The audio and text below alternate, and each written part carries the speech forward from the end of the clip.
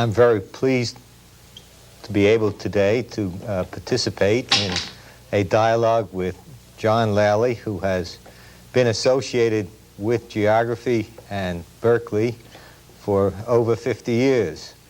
I would appreciate it if you could give us some idea of how you initially found your way into geography and found your way to Berkeley. Well, this is all a matter of opportunism for the most part. When I was a student, I was completely on my own resources. I had no help at all, so I had to take advantage of any opportunity I had to make my own living, to earn my living. I was an undergraduate at the University of Michigan and got my bachelor's degree there. And it happened that I became acquainted with Carl Sauer, who was then professor of geography at Ann Arbor. And he, in 1922, the summer of 1922, had charge of the beginning of a program in Michigan that was called the Land Economic Survey, which involved the mapping of land in one of the northern counties of Michigan. And he invited me to be a field assistant during that summer. And I took the job very gladly because I needed summer work. And so I became acquainted with Sauer in that manner. The following year, 1922-23, I took a couple of courses from him, and then it happened that during the winter of 1922-23, he was offered the professorship here at Berkeley, beginning with the academic year 1923-1924. And to my considerable surprise, he offered me a small position here to come to Berkeley with him. Well, again, as I say, I had to take advantage of all opportunities I had, and I accepted this gladly because I hadn't found anything at Ann Arbor in the Department of Geology, where I'd been working, that seemed to offer very much for graduate work, and Mr. Sauer told me that I could work on anything that I chose when I came to Berkeley. So I accepted this position very gladly and proceeded then toward my doctor's degree in geography, whereas previously I'd been working in geology at Ann Arbor. And that's how I happened to come to Berkeley. And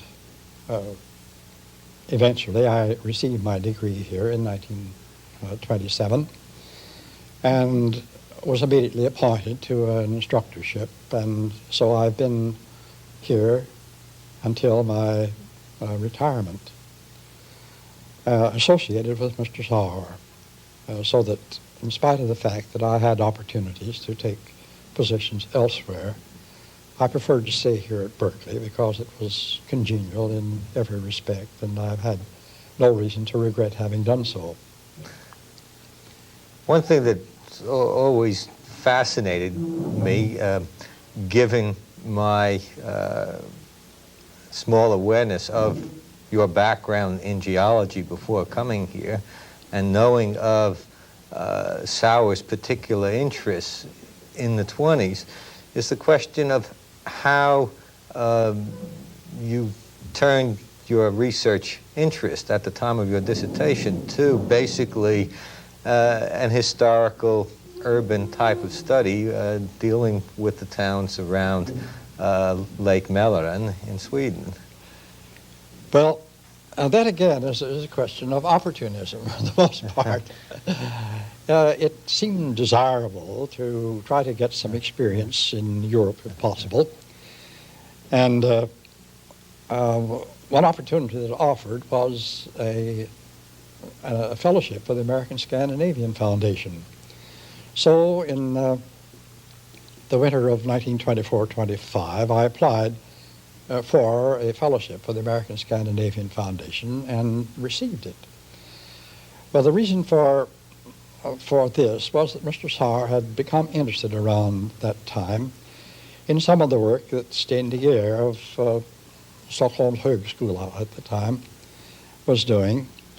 And he thought that this would be probably a good place for me to go for this Wanderjahr that I was going to have. So I went to Stockholm in the fall of 1925 and attended de Geer's seminar and became acquainted with what he was doing and what some of his students were doing. Well, in the meantime, what I also did was to discover something that I could work on as a dissertation subject, which was another important thing.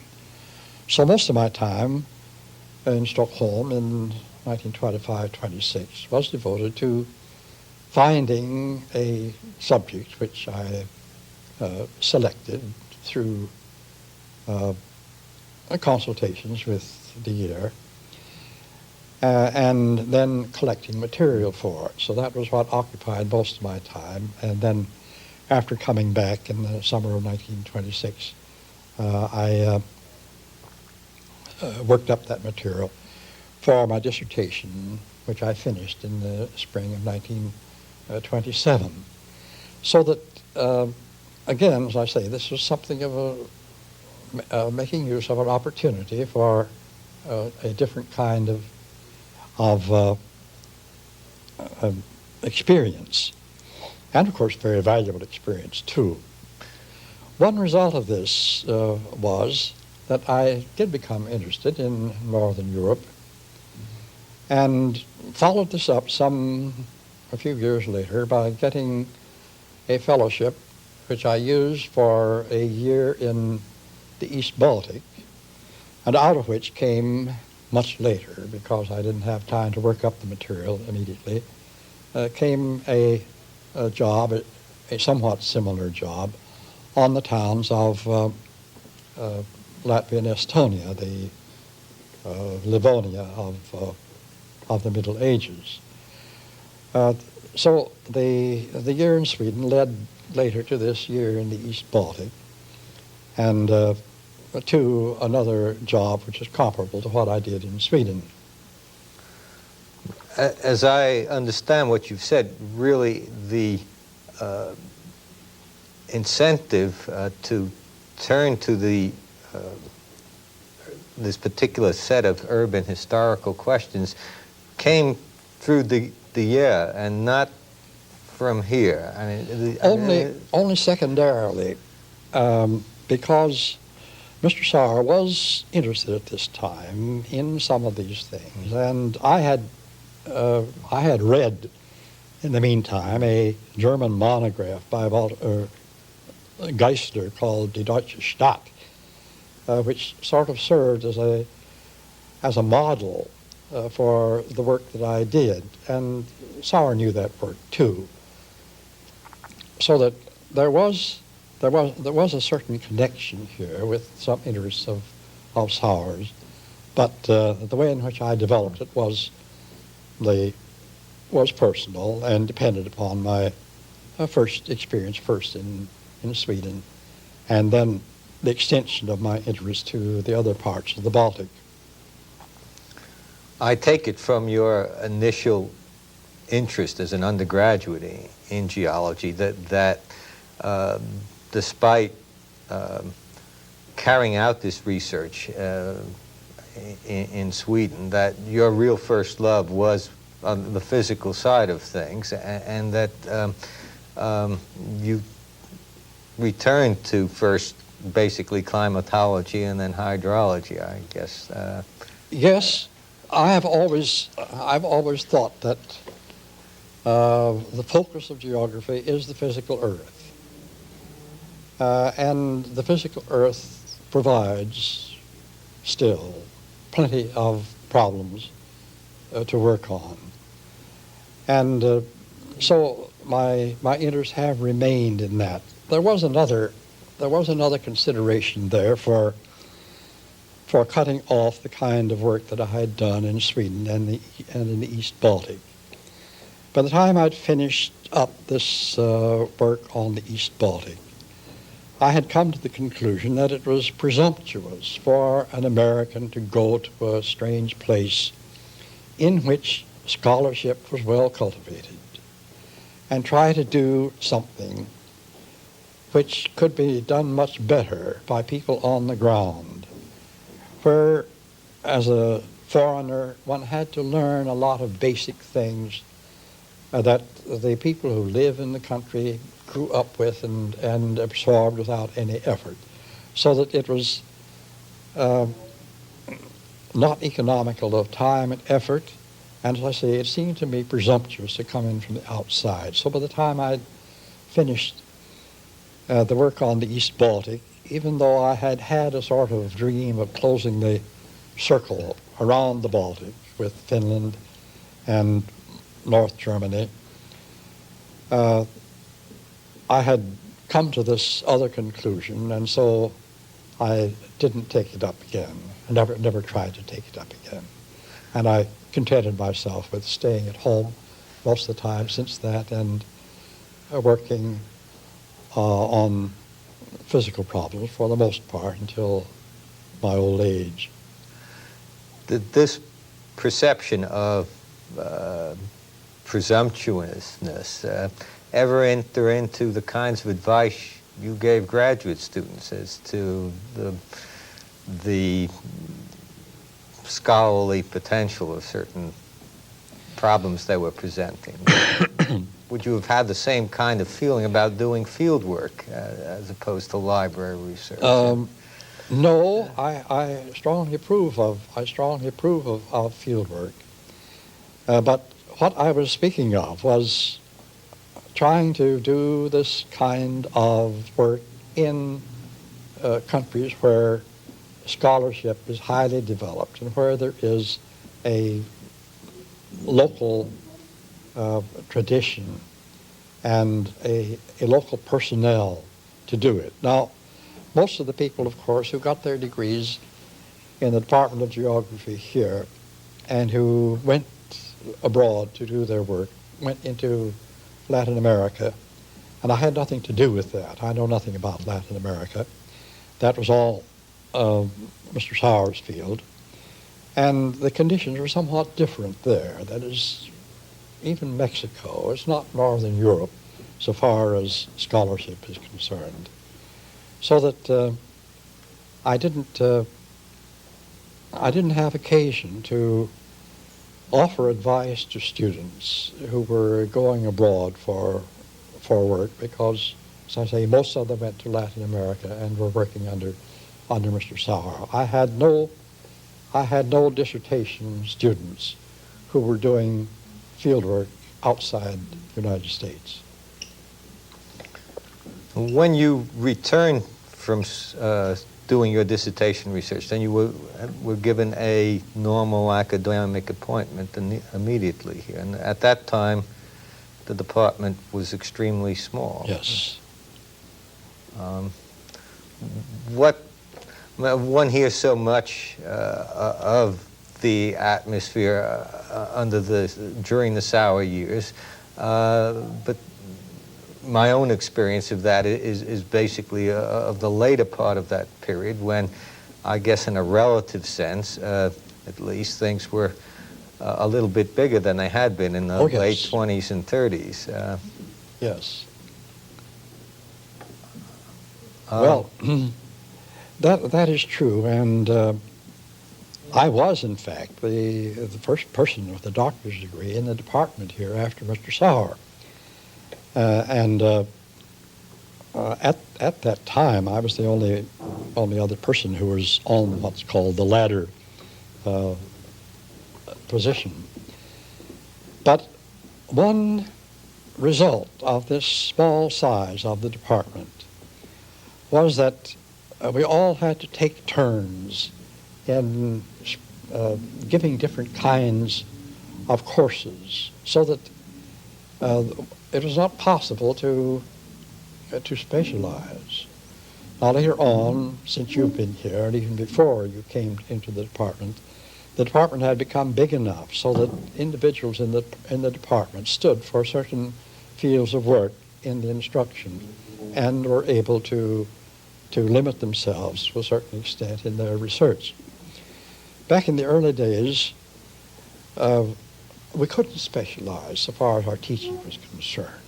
We had to do various sorts of things. And Mr. Sauer, from the beginning, had assigned to me work in climatology and cartography particularly.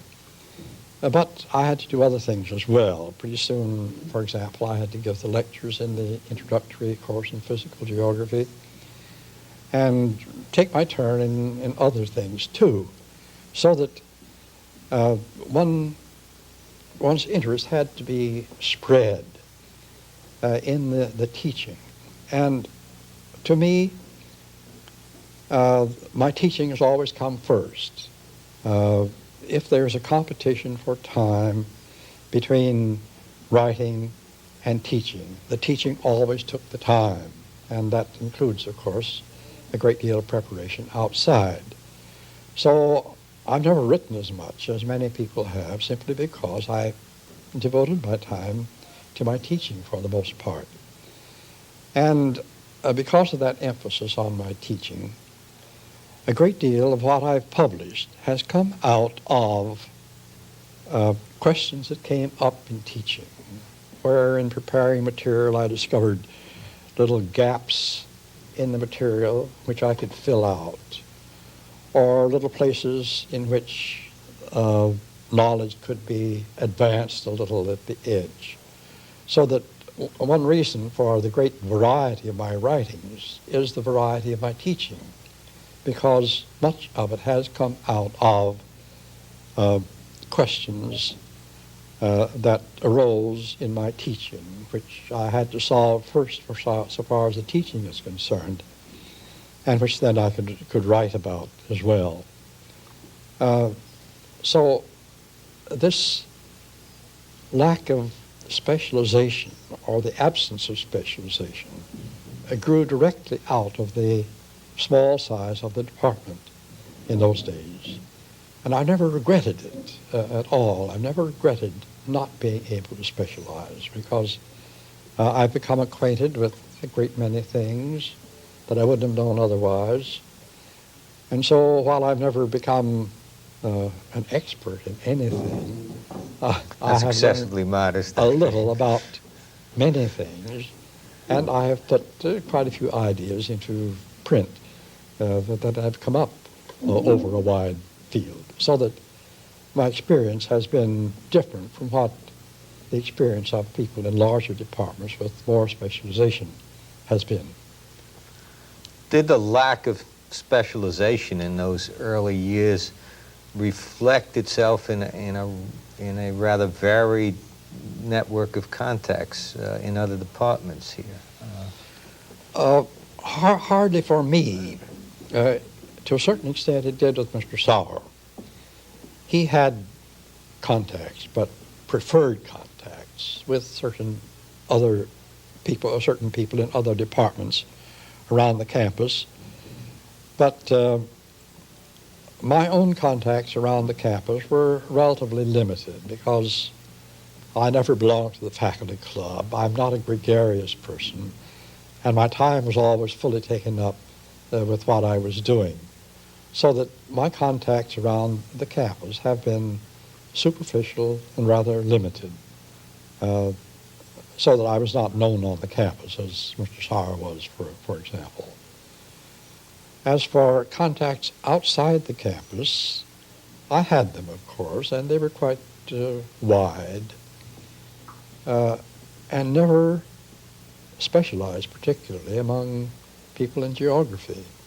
Now, of course, we were always isolated here from the greater number of people in academic geography in the country, isolated by distance, isolated in part also by a difference in emphasis, and one may say isolated in part also by an attitude of Mr. Sauer toward most of his colleagues, which was at least mildly contemptuous in most cases, sometimes markedly contemptuous.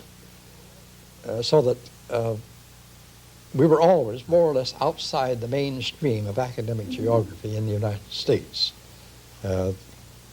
Other people in the country looked upon our attitude as being somewhat superior. It was to a certain extent. But it was largely, I think, simply because of a matter of distance. It's a long way from here to the Middle West and to the East, where most of our colleagues were. I used to get to the meetings of the Association of American Geographers once in 4 years or something like that. Mr. Sauer never went to one from the time he came to Berkeley in 1923 until he was elected president in 1940, and then he attended the meeting. You spent a great deal of time during the 30s and 40s doing work in climatology and hydrology. Were the issues you dealt with, strictly as you've suggested to this point, issues which arose from your dissatisfaction with what was covered in the literature and what you could present to students? So was there some longer range, consistent thread that tied things together? No, I think it wasn't. Again, I may say that I have had to be an opportunist, not only in making my living when I was young, but also in doing my work on the campus. As I said, I worked on my teaching primarily, and these questions that you came up were mostly things that came out, questions that came out of my teaching. I wrote a couple of papers back in the 30s on turbulence in streams. Well, the origin of that was when I was giving a lecture once in the elementary course in physical geography about stream operations, and it came to me while I was standing up and talking to the students that, after all, the important thing about in streams and picking up sediment and transporting the sediment was the turbulence in the water. So on my feet in that lecture, I improvised a little discussion of turbulence in streams just out of my general knowledge, which later on I worked up for publication. So that is an example of the way in which things in my teaching led to the things that I did in my writing. And I did that constantly. I suppose that probably if one went through the list of things I have written, that probably 3/4 of them would be things that arose from my teaching. At what point, if any, are you conscious of things beginning to become somewhat more specialized in the department? And in what sense did that reflect changes in the discipline and perhaps changes in the relationship between the department and the rest of the discipline? The department didn't begin to become larger until after the Second World War, when the university as a whole expanded greatly. The number of students, especially graduate students, increased with the young men coming back after the war, so that there had to be an expansion of people of the staff in the department. But it still was not particularly specialized, even up to Mr. Sauer's retirement in 1957. It was still, people were expected to do a number of things. During my chairmanship, which lasted from 1954 to 1960, there began to be some specialization. I brought in J. Vance, for example, and I brought in Paul Wheatley for work on Southeast Asia particularly, so that these represented sort of specialized expansions in certain directions. But I should say that that specialization didn't become conspicuous in the department until after my retirement and giving up of the chairmanship under Jim Parsons and his successors. Since then, with the expansion of the department has been in the direction of specialization. Under Mr. Sauer, it was not his intention to build the department by adding specialists. His idea was to find somebody who was stimulating and intellectually active and try to get him or her in, regardless of the subject that this person was interested in. That was the way in which he added to the department, and it was only secondarily that he was paying attention to adding certain specialties, so that he never, I should say, aimed in managing the department so as to make of it an assemblage of specialists. As a matter of fact, I remember in one of his letters somewhere where he was complaining about the fact that in the larger university, the departments tended to become assemblages of specialists instead of assemblages of active minds. So that inclination of Sauer's was consistent until, at any rate, after I really relinquished the chairmanship. So it wasn't that either you or Sauer regarded specialization and an active mind as something, as characteristics which were opposed to one another. It was more a question of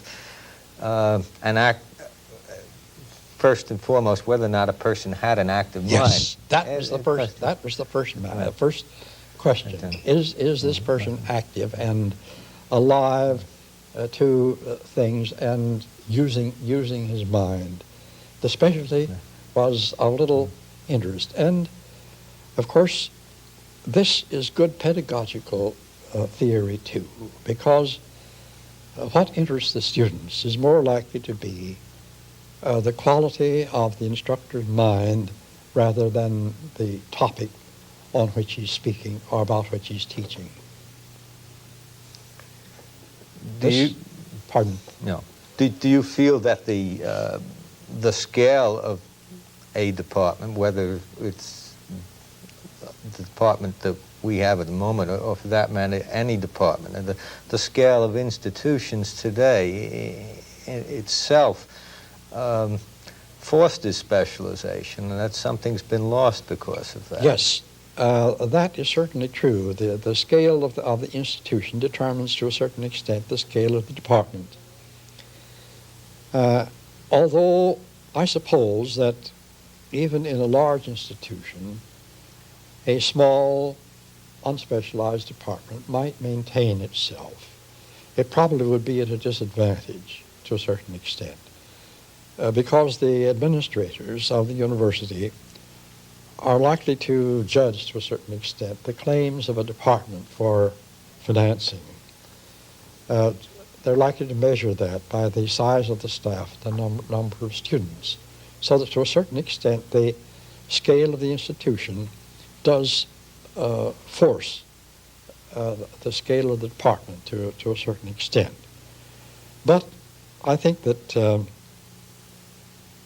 probably this is a tendency that ought to be opposed by the people in the department.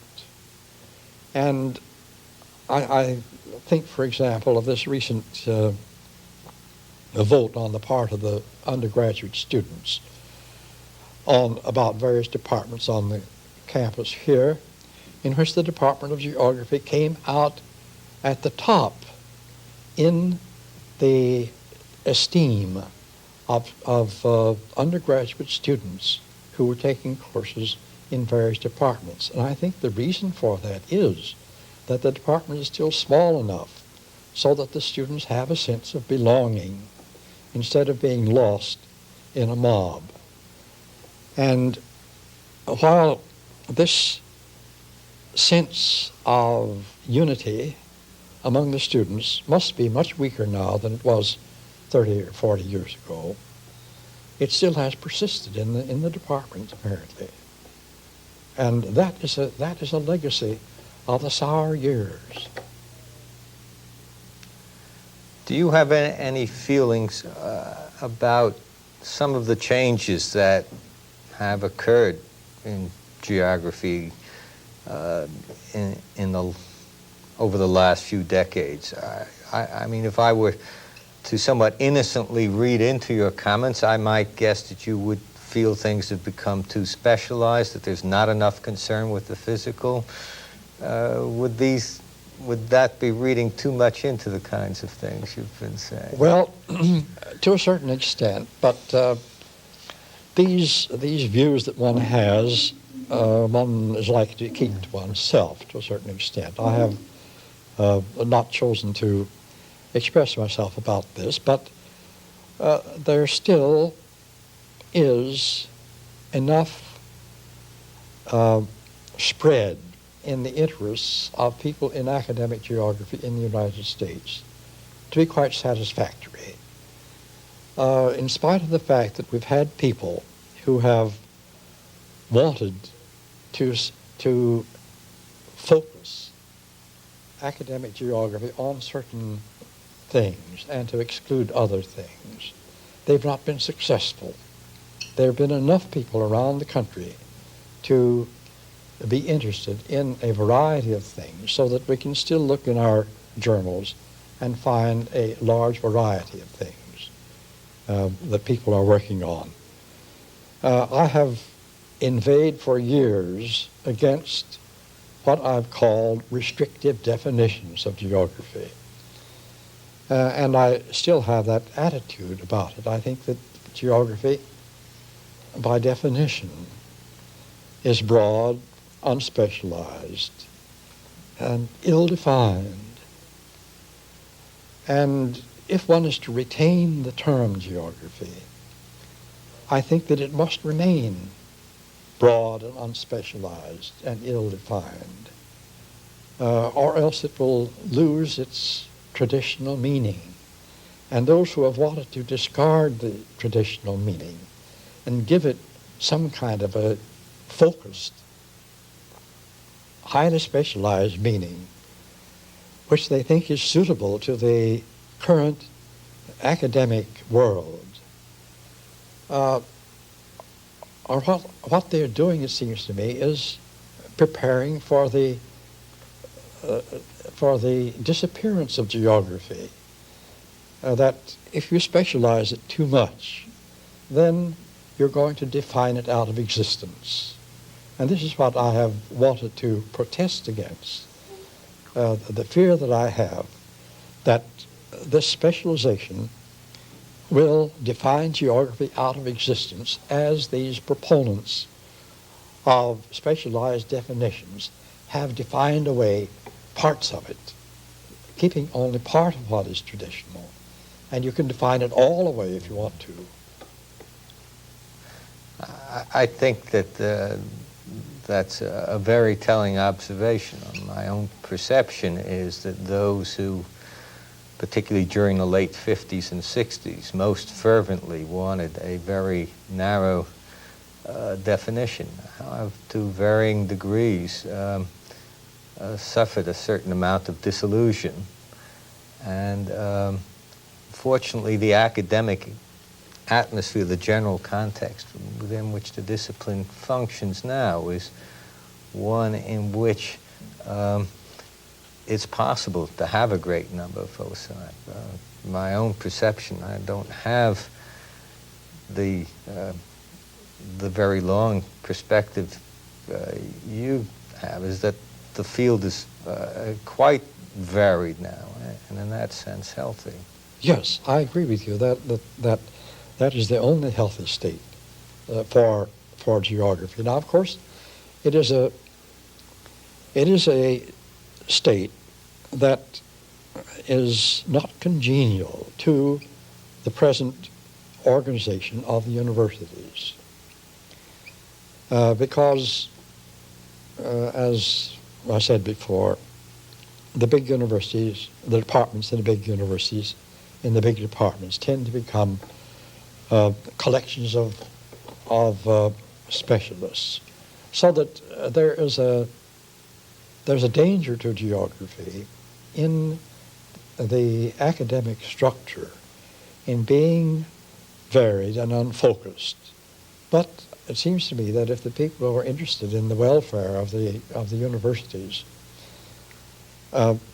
considered things, they would welcome having a few departments around which are not specialized and which may not be collections of specialists, but retain something of a broad and generalizing character.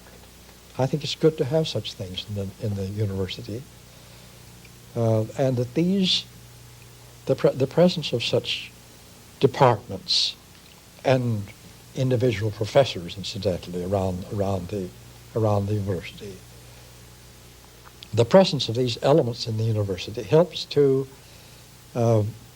counteract the effect of the enormous structure consisting of atomized departments and atomized professors in the department. It's a good thing to have such things around the university, and geography is a good place to have them. Well, perhaps on that optimistic note, we ought to close, and I want to thank you once again for spending this time. Well, with me you're today. very welcome.